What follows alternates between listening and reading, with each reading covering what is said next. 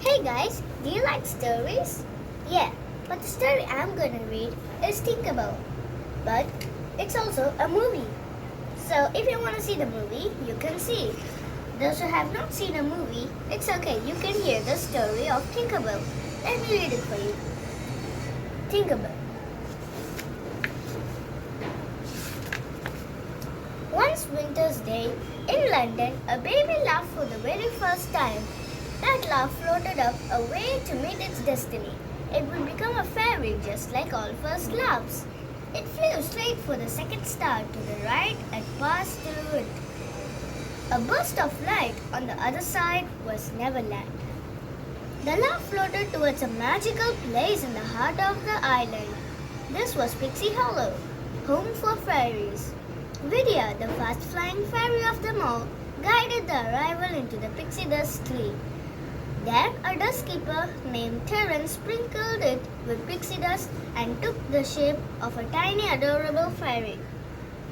Clarion, queen of all the fairies, helped the newcomer unfurl her two gossamer wings.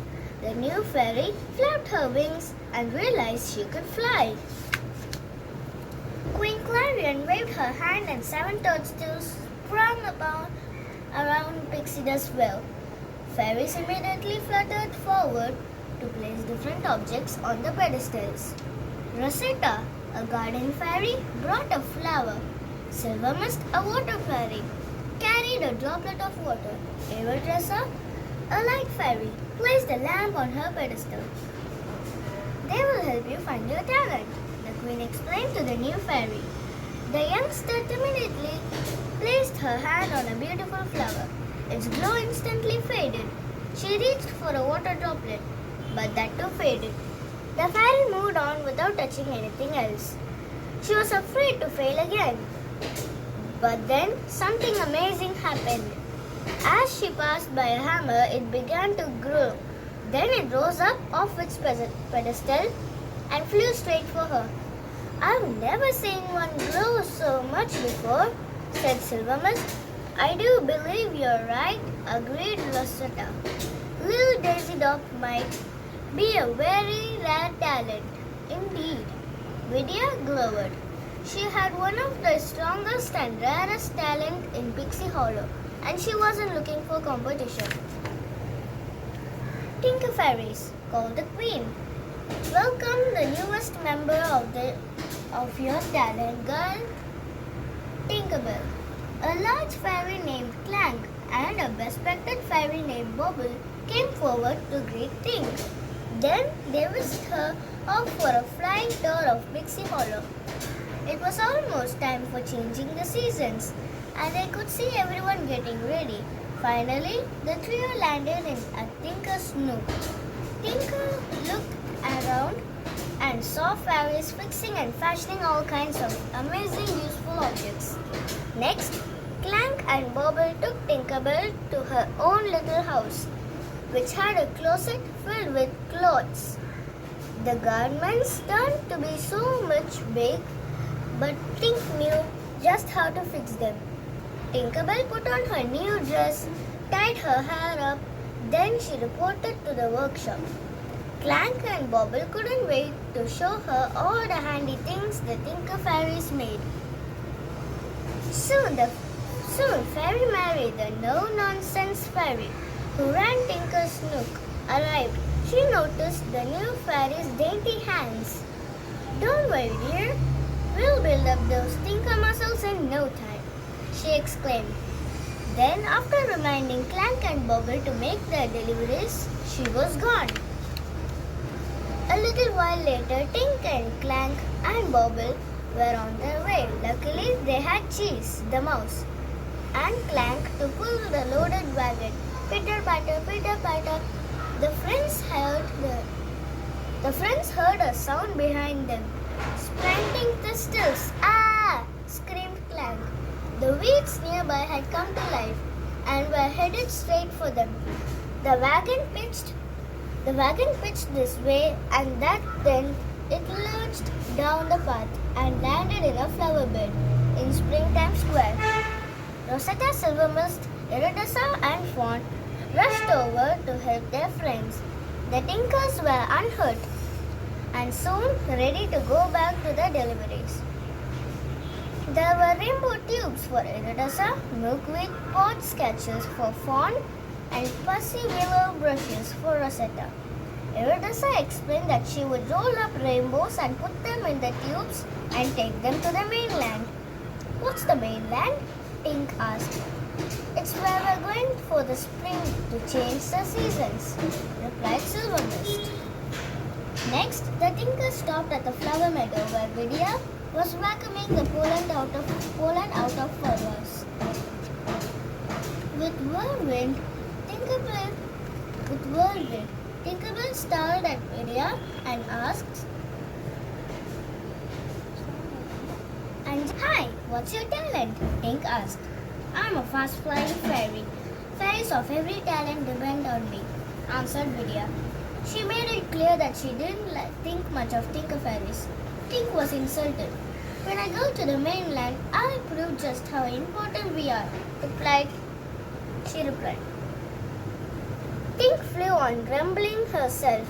Soon, however, something down the beach got her attention.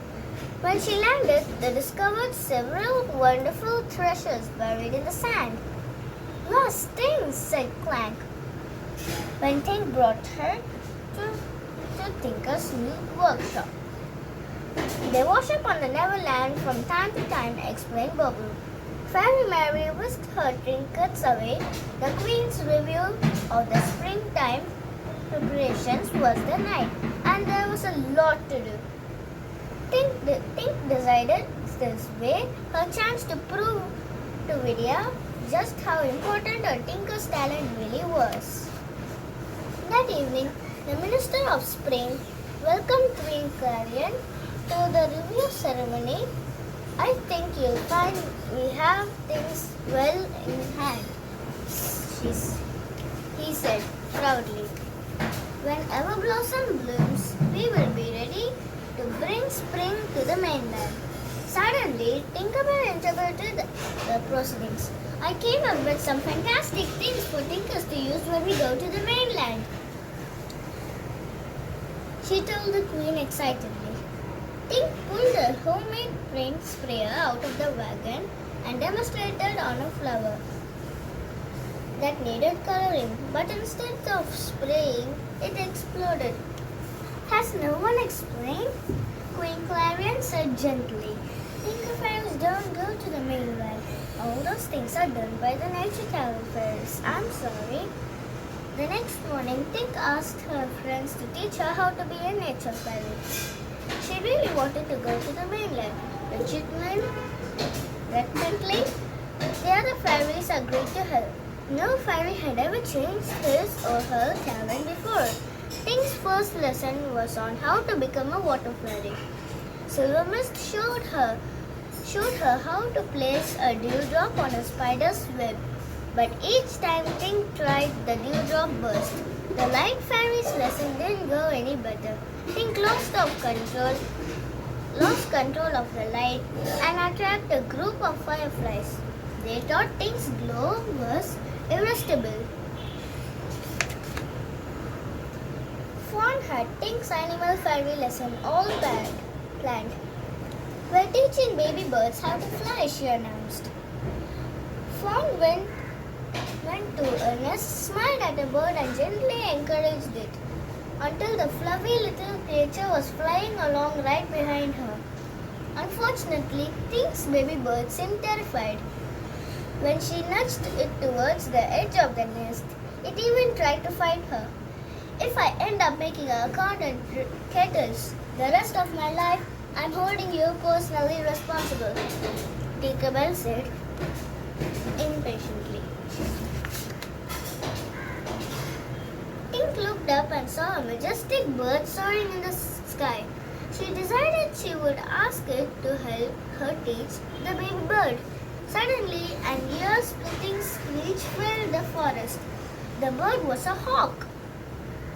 Tink hurtled down into the north hole of a tree, but Vidya was already hiding there. Soon the hawk discovered them both, so they jumped down a tunnel inside the tree. When Vidya reached the end of the tree, the end of the chute, she could see the hawk outside. She stopped at the nick of time, but Tink accidentally slammed into her and sent Vidya shooting out of the tree. The hawk opened its beak, ready to strike. Luckily, the other fairies were able to chase the bird off. Vidya was furious. Tink felt awful. A little while later, Tinkerbell sat on the beach. Great, she muttered. At this rate, I should get to the mainland about, oh never. She angrily threw a pebble and heard a clunk. Tink went to investigate and found a broken proclaim box. By the time her friends found her, Tinkerbell was busily putting her discovery back together. The final touch was a lovely proclaim ballerina that fit into the lid. Tinkerbell gave the dancer a spin. To her delight, the box played music. Do you even realize what you're doing? Asked Rosetta. Fixing stuff like this, that's what tinkering is. Who cares about going to the mainland anyway? Silvermist added. Tink realized her friends didn't want her to change her talent. Desperate, she went to visit only fairies she thought might be able to help. But Vidya was not in the mood for visitors, especially Tinkerbell. You're my last hope, pleaded Tink. Rosetta won't even try to teach me to be a garden fairy now. That gave Vidya an idea. She suggested Tinkerbell prove she was a garden fairy by capturing springtime's distance. Tink knew this was her last chance to get to the mainland. She built a coral and made a lasso. She rode Cheese into the Needle Point meadow and used wings to herd a pair of thistles into the current. It's working, Tink cried joyfully. But as she headed back out into the meadow, Vidya quietly blew open the coral gate. The two thistles ran right out. Soon other thistles joined the two and had escaped. It was Stampede. Wait, come back, yelled Tinkerbell, riding after them. The thistles headed to Springtime Square, where they trampled over the carefully organized springtime supplies. Just then Queen Clarion appeared. A look of shock crossed her face. By the second star, all the preparations for spring. I'm sorry, Tinker whispered as she took to the sky. Tink decided to leave Pixie Hollow forever, but she couldn't go without one last visit to the workshop. She had to admit that she did love to tinker. At the workshop, she noticed Cheese sniffing around something at the back of the room.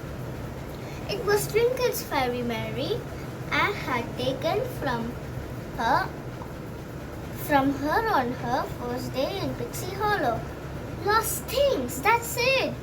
She cried as she took them over to the work table. Tink thought she had an idea that would fix everything. That night, Queen Clarion gathered all the fairies and explained that spring would not come that year. There simply wasn't enough time to replace all the supplies that had been ruined. Wait, Tinkerbell cried. I know we can fix everything. The clever fairy had designed speedy machines to fix what the thistles and trampers she had used. Thistles had trampled, fairy designed speedy machines. She She had even used lost things to repair her paint sprayer. Vidya was furious. Coral, the thistles, she muttered. I should have told you to go after the hawk. Queen Clarion heard this and looked sharply at Vidya. I think your fast flying talent is well suited to chasing down each and every one of the thistles, she said sternly. Tink showed a group of fairies to assemble a machine to make berry paint. Next, she rigged up a vacuum that could collect huge amounts of seeds at a time. The fairies worked all night using Tink's machines. Early the next morning, Queen Clarion and the ministers of the seasons flew into the square. Before them were more springtime supplies than they had ever seen. The sun rose, and the ever blossom opened and gave off a golden glow, signaling that it was time to bring springtime to the world. The fairies cheered. You did it, Tinkerbell, congratulated Queen Clarion. We all did it, Tink replied. Queen Clarion, said Silvermus. Can't Tink come with us to the mainland? It's okay, Tink protested. My work is here. Fairy Mary flew over, looking sternly at Tink. I don't think so, Missy, she said. She gave a little whistle and Clank and Bobble led to the wagon. Tink's music box was inside, all polished and shiny. I'd imagine there's someone out there who's missing this. Perhaps a certain Tinker Fairy has a job to do after all on the mainland, said Fairy Mary. The nature fairies and Tane went to London. They spread over the city to deliver springtime magic. Tinkerbell found the home where the music box belonged and tapped out of the window. Tink watched from the hiding place as Wendy's face filled with happiness at the discovery of her long-lost treasure. The girl took a small key from a chain around her neck and turned it in a slot. The music box began to play. Soon the fairies' work was done, and it was time for them all to return to Neverland. Tink couldn't wait to get home. She had lots of tinkering to do. The end. So, did you like the story? Yeah, it's a Tinkerbell story. Whoa, next story is Toy Story. But it's okay. One story is enough. And lots of pages, because this is a movie. So this story's name is Tinkerbell. If you want to see a movie, yes, the movie's name is The Pirate Fairy. It's one movie. And the next movie is Tinkerbell and the Never Beast. Okay? So if you like this movie, you can see.